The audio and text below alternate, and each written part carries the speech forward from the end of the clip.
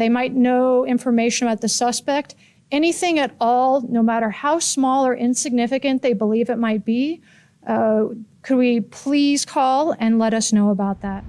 On Saturday night, 22-year-old Anderson Lee Aldrich allegedly fired a semi-automatic AR-15 firearm at Club Q in Colorado Springs, killing 5 and injuring 18. He was overwhelmed by patrons who reportedly hit him with his own gun. He was then arrested by police, who arrived within minutes. Early Monday morning, the town's mayor spoke on the patrons who attacked the gunman. You know, if this had gone on for several minutes more and that heroic action had not been taken, I can only imagine how many more fatalities we might have had. Around 18 months ago, the shooter allegedly threatened his mother with a homemade bomb, forcing neighbors in surrounding homes to evacuate while the bomb squad and crisis negotiators talked him into surrendering. This clip from the standoff is now resurfacing. If they breach, I'm gonna fucking blow it to holy hell. So, go ahead and come on in, boys. Let's see it! Some gun control advocates are now criticizing that neither police nor relatives tried to trigger Colorado's red flag law. It would have allowed authorities to seize the weapons and ammo the man's mother said he had with him. President Biden on Sunday tweeted about the possible cause of the shooting, saying, while no motive in this attack is yet clear, we know that gun violence has a particular impact on LGBTQI+ communities across our nation. The gunman is currently in the hospital. He faces 5 murder charges and 5 charges of committing a bias-motivated crime causing bodily injury. The charges are preliminary and come from online court records on Monday. Prosecutors have not yet filed in court. The hate crime charges would require proving that the gunman was motivated by bias. Colorado has experienced several mass killings, including at Columbine High School in 1999, a movie theater in suburban Denver in 2012, and at a Boulder supermarket last year. Some compare this shooting to a 2016 massacre at a gay nightclub in Orlando, which killed 49 people. Reporting by Arian Pastar, NTD News. Tragic news. Turning now to elections. Today, Arizona gubernatorial candidate Kari sent a message to the people of Arizona and all Americans. She vowed to keep on fighting. The 2022 general election in Arizona was botched and broken beyond repair. This isn't about Republicans or Democrats. This is about our sacred right to vote, a right that many voters were sadly deprived of on November 8th. Lake thanked Arizona's Attorney General for opening an investigation into the reported printer and tabulator problems that occurred in Maricopa County on Election Day. She said tens of thousands of people have pleaded with her to, quote, fight this fight. Lake assured the people that she would fight to save the country and continue the fight until confidence and faith are restored in our elections. And also in Arizona, a Republican attorney who witnessed the voting process indicates Election Day problems may have been more widespread than previously reported. NTD's Arlene Richards reports. These are the ballots, in-person ballots yesterday that were not read into the tabulator. We have approximately 17,000 of those ballots that were in box 3. That's Arizona's Maricopa County supervisor the day after the 2022 midterm election. He explained that only 7% of the ballots were affected by reported tabulator printer problems in approximately 20% of the voting locations. But after receiving hundreds of complaints and first-hand witness accounts, the State Attorney General's Election Integrity Unit opened an investigation. In a November 19 letter, the AG's office said the complaints raised concerns regarding Maricopa's lawful compliance with Arizona election law. In the letter, it states that Maricopa County election officials reported problems in at least 60 voting locations. But a report written by a Republican attorney who observed the voting process indicates the problems may have been more widespread. On Election Day, attorney Mark Sonnenklar, along with several other Republican attorneys, monitored voting locations. 10 attorneys visited a total of 115 voting centers.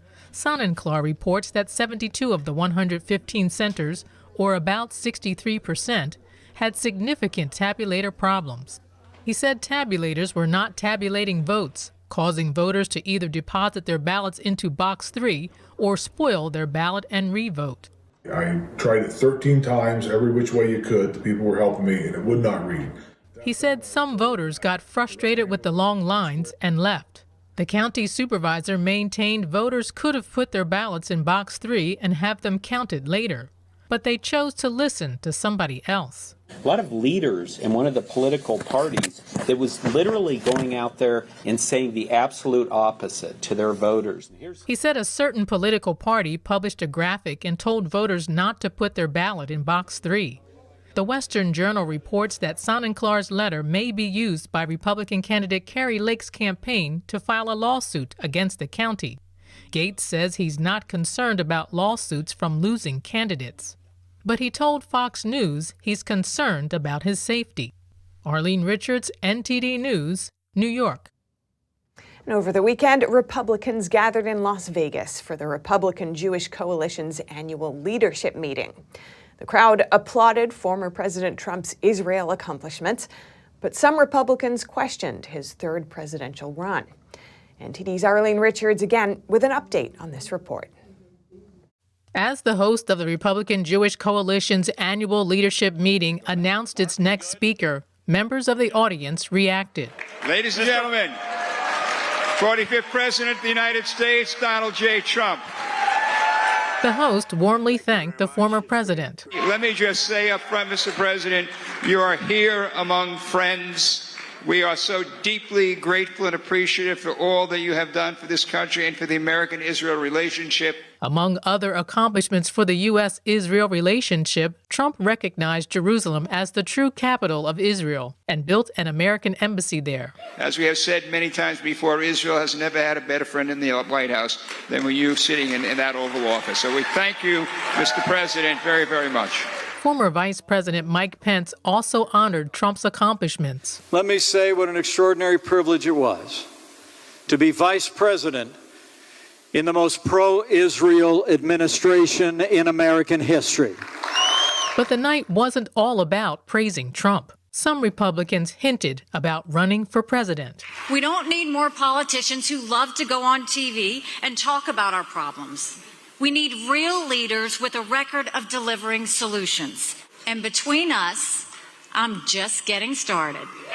Some blamed Trump for Republicans' problems. We keep losing and losing and losing. And the fact of the matter is, the reason we're losing is because Donald Trump has put himself before everybody else. And some spoke about the secret to success. I think what the election results in Florida show is, Florida really has a blueprint for success. And I think some of the things that we do that work are, we're all about exercising leadership and delivering results for the people that we represent. Other attendees said all of these comments signal that the 2024 presidential campaign has begun. Arlene Richards, NTD News, New York. And as U.S. presidential candidates plan their strategies, we turn now to a retired U.S. Navy captain for a military view of political campaigns.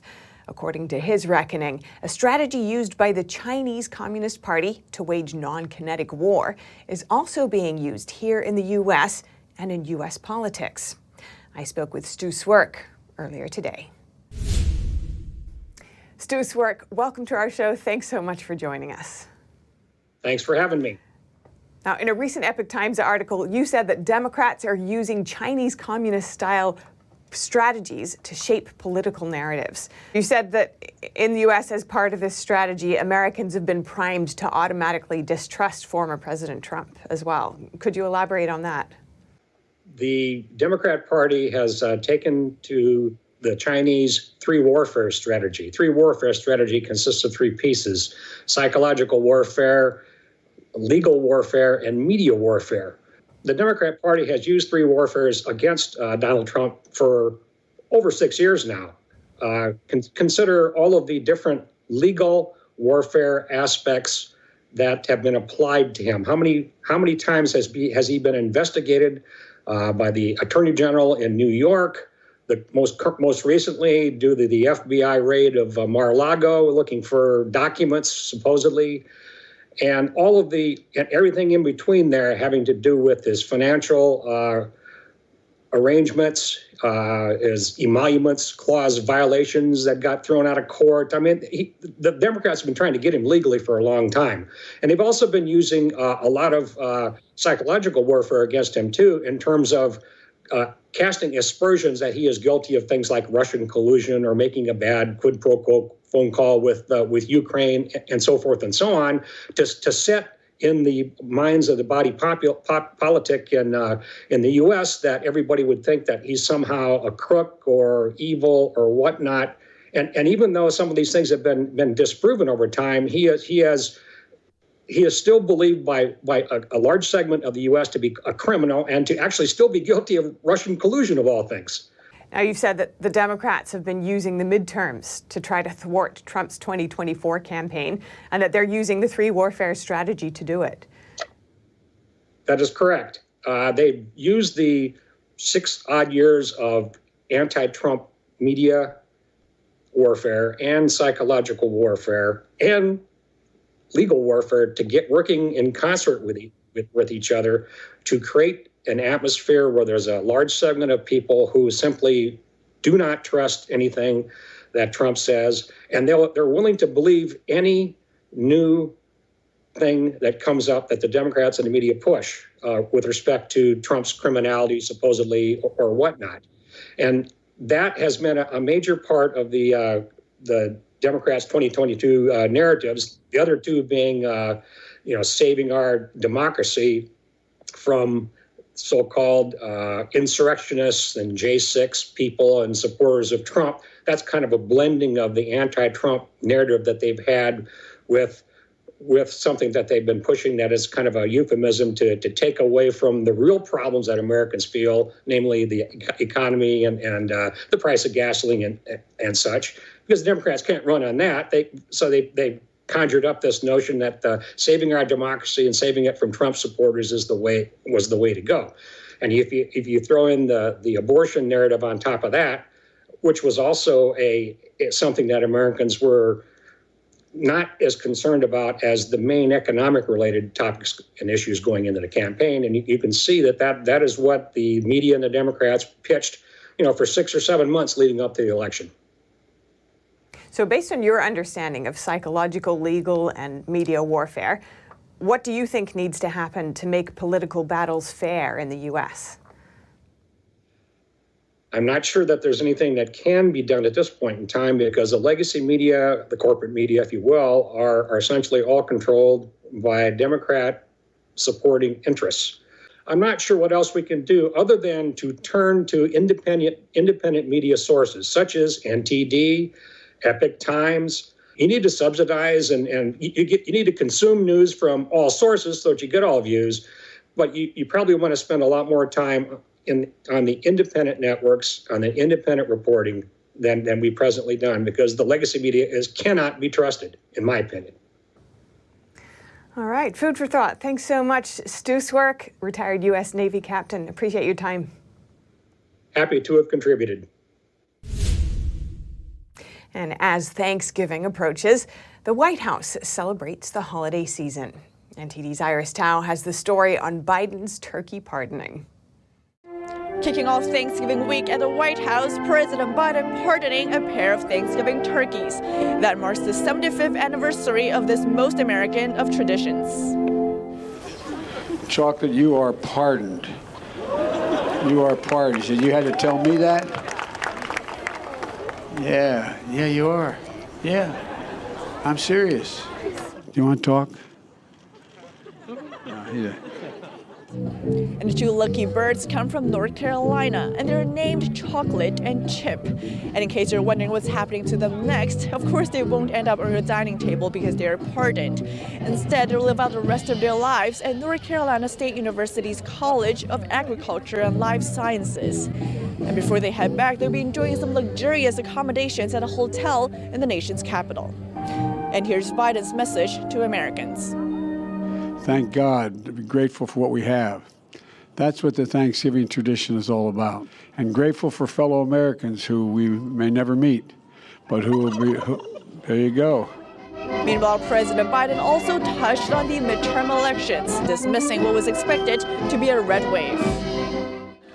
The only red wave this season is going to be a German Shepherd commander knocks over the cranberry sauce on our table. And after the ceremony, President Biden, First Lady Jill Biden are heading to North Carolina, where they'll be having a Friendsgiving with troops and their families. From the Biden family to all of yours, happy Thanksgiving, and may God bless you all. And Biden will spend the rest of the week in Nantucket, Massachusetts, where he'll be celebrating Thanksgiving with his family. Reporting from the White House, Iris Tao, NTD News. And President Biden just turned 80 this past Sunday, becoming the first octogenarian to ever serve as the president. Should he run in 2024 and win, he would be 86 at the end of a second term. And in entertainment-related news, the Walt Disney Company announced that they are bringing back their former CEO. This comes as Disney stock plunged over 40% in the last year. NTD's Jason Perry has that story. On Sunday, the Walt Disney Company announced they are bringing back former CEO Bob Iger to lead the company effective immediately. Iger, who was CEO of Disney for 15 years, will be taking over for Bob Chapek, who led the company for about the last 3 years. Chapek was seen previously in what appears to be a video to Disney employees. By now, I hope you've all read my most recent note, in which I pledged to be a better ally for the LGBTQ+ community, apologize for not being the ally that you needed me to be, and committed to ensuring that our company lives up to its values. A recent Disney cartoon movie included a lesbian kissing scene, and a Disney TV series showed a transgender person buying tampons. Disney is a brand for kids. I spoke with Scott Shepard, fellow at the National Center for Public Policy Research. And it's come out and said, well, we're going to have a not at all secret gay agenda, and we're going to include that in stuff for the very youngest of kids. And we're going to push all of the hard left principles and the notion that white supremacy is the motivating factor of most Americans' behavior. All of this woke left-wing nonsense. And then they're surprised when the results are crashing stock prices. Shepard said things won't be much different now that they've rehired their former CEO, Bob Iger.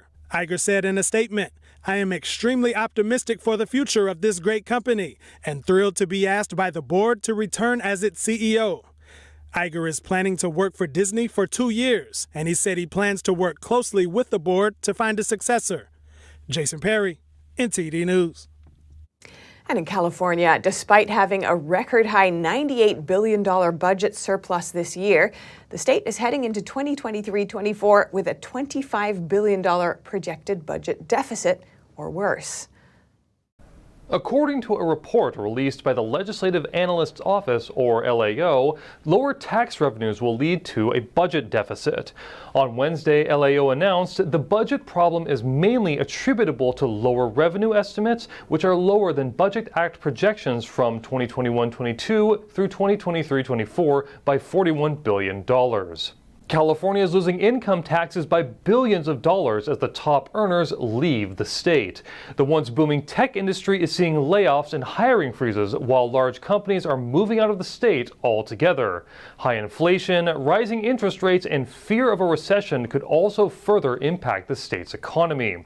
But the $25 billion deficit estimate is technically optimistic. The LAO's analysis did not factor in inflation or a recession. They said, while our lower revenue estimates incorporate the risk of a recession, they do not reflect a recession scenario.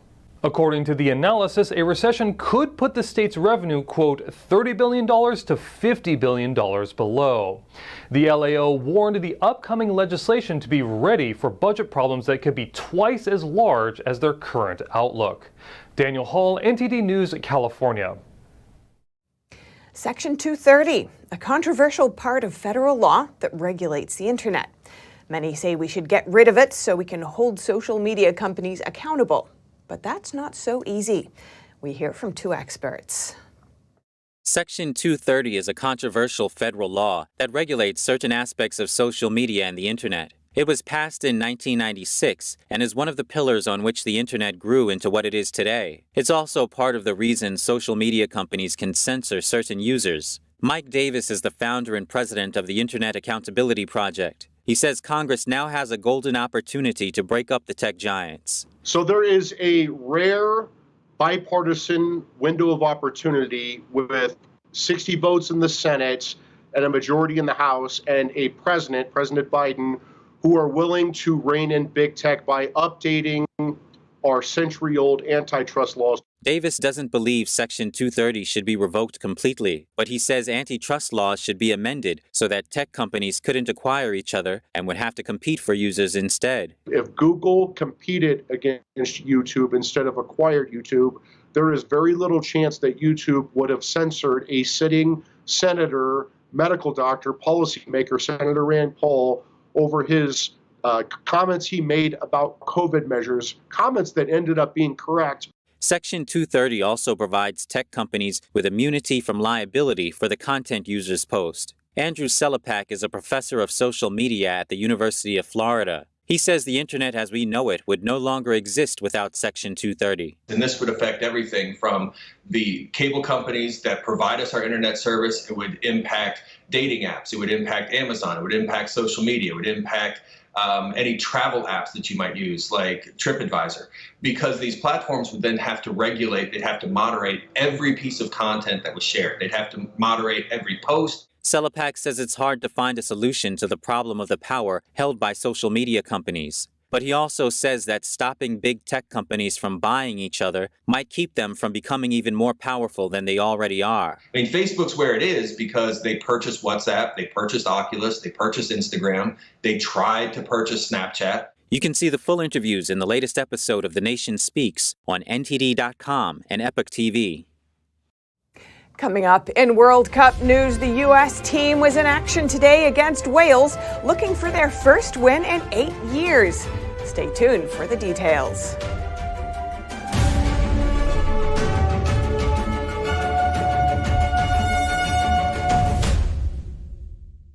Shenyun Creations, the streaming platform from Shenyun, featuring world-class dance, past programs, and all original music.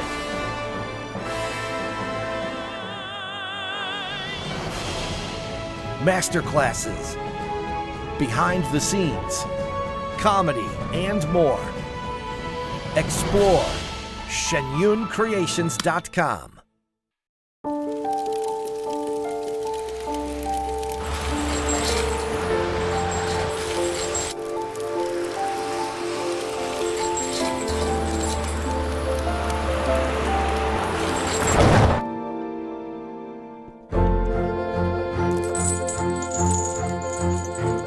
Did you know dragging chains can spark a wildfire?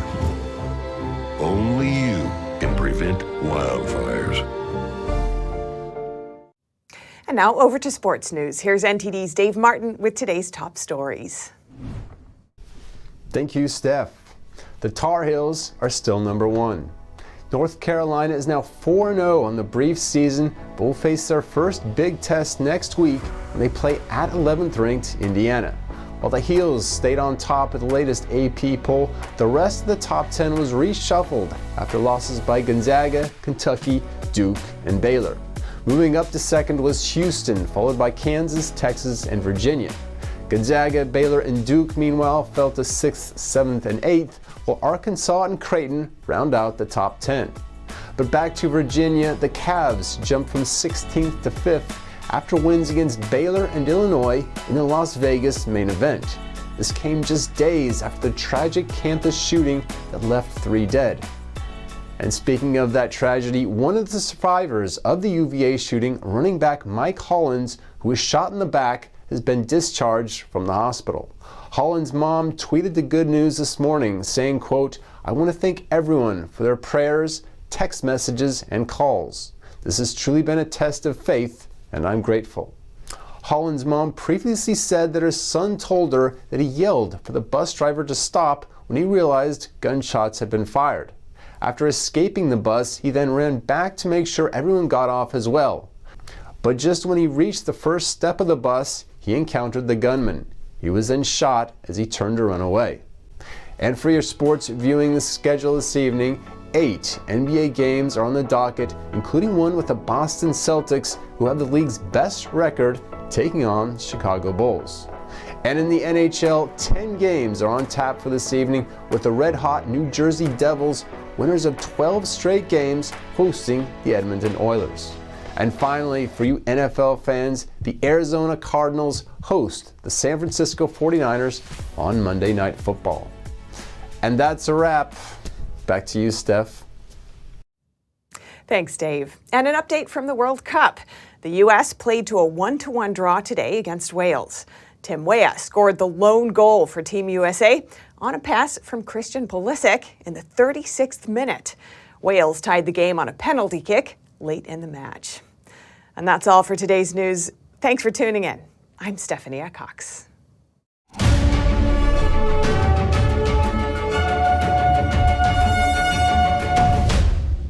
Thanks for watching us on YouTube. Did you know YouTube only keeps selected videos on its platform? So if you want to make sure you get the full picture, just subscribe to our newsletter. Go to newsletter.ntd.com and sign up. It's free.